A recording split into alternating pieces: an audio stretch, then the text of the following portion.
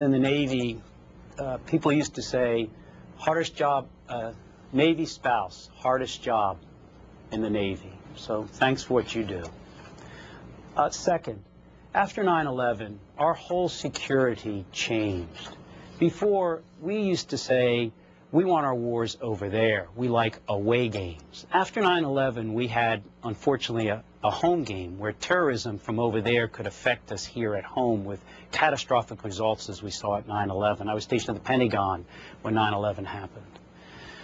And so going over there, as your husband may, yes, we are going to continue deployments because men and women go over there for a certain length of time. We need to rotate them. And there may be a slight increase of 20,000 troops in all.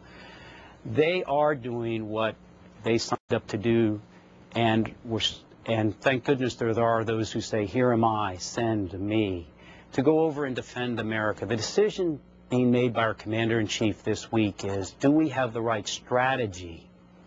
Is it more troops, a change to a counterinsurgency, or is it more intelligence gathering apparatus, technical gear that can help us stop the al-Qaeda from planning against us? And that's the decision being made this week. My belief is that it is a combination of both. But what this president must provide us is these are the benchmarks that I can demonstrate to you if the strategy is working. We have not had that up to now, and that is what must be provided, along with any request for change in strategy or troops. This viewer asked by Twitter, his name is Joe, how can you promote economic development, that's in quotes, if you crush the only method of making a living in Afghanistan, and he puts in parentheses, growing plants we don't like? It's interesting. Can it be done? Yes. First of all, we've had the wrong counter drug strategy. We brought over our ambassador from Colombia and placed him in there, and we began to eradicate all the poppies as they were being grown. We tend to forget the Taliban and al-Qaeda are sort of like the mafia. They'll give you a loan to put the seeds in, and then when your plants are destroyed by the United States flying around eradicating them, they turn and say, I'm sorry, they said, they don't care, now come and join my army since you don't have the money to repay me. These farmers just want a living.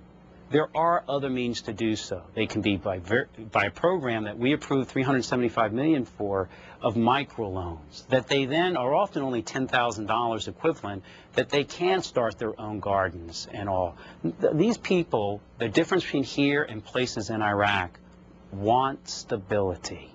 Did not like Taliban. They've lost confidence because of the corruption of Kabul and the leadership there. What we now need to do is win enough of their trust, along with the warlords, to show that there can be some economic development, not equivalent to us, that they don't have to provide opium to the al-Qaeda. It's a tough strategy, I grant you that, but I think it's absolutely necessary. Last question for Mr. Sestak is from Grosse Pointe, Michigan. This is John, Republican line. Hi, good morning. Can I call you Joe? Please. Oh, good. Yeah, we're about the same age. I served during Vietnam. You're 25 too, huh? Yeah. You know, a couple of things, just some thoughts. I don't mean to sound silly, but do you ever see Kelly's Heroes, the movie Kelly's Heroes? I don't think. That was just sort of an overall view of things. All wars are economic, my father said, ex-Marine and a surgeon and a very wise individual and a historian. You know, a couple of things that cross my mind are, and these are varied and don't all connect necessarily, but the securing of the ammo dumps for 1 year, we did not do that in Iraq, and it sounds very convenient to me. It's always seemed that way. Another thing is that since 9/11, not only has the economy become globalized, but terrorism has become globalized. And the other thing is, I don't think we can we'll never win in Afghanistan. I think we have to negotiate this. And stabilization in Pakistan seems to be the central point of all this. Thanks so much. I think you've hit upon something. How do you define a win? To me, the win is al-Qaeda doesn't have a safe haven. Doesn't mean we're not going to face them elsewhere to plan against us with their leadership. However, you've hit upon a second important point, economics. Admiral Blair, our head intelligence officer, so to speak, in the administration, said about a year ago that the gravest danger to America's security is the economic challenges around the world. Let's take, for example, Tajikistan. Hundreds of thousands of young Tajiks young Muslim men worked in the oil fields of Russia for the past decade. And it was booming.